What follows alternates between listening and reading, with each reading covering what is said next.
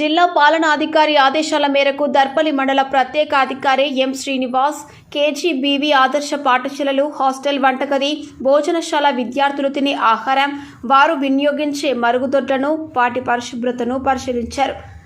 అనంతరం పిల్లల తల్లిదండ్రులతో సమావేశం నిర్వహించి పిల్లలకు ఏమైనా ఇబ్బందులు ఉన్నాయో అడిగి తెలుసుకొని వాటికి పరిష్కరిస్తామన్నారు. అలాగే వర్షాకాలం ప్రారంభమైన సందర్భంగా కమ్యూనిటీ హెల్త్ సెంటర్లో సిబ్బంది అప్రమత్తంగా ఉండాలని, సీజనల్ డిసీజ్, ప్రసవాలు మరియు ఇక్కడ అందించే సేవల గురించి అడిగి తెలుసుకున్నారు.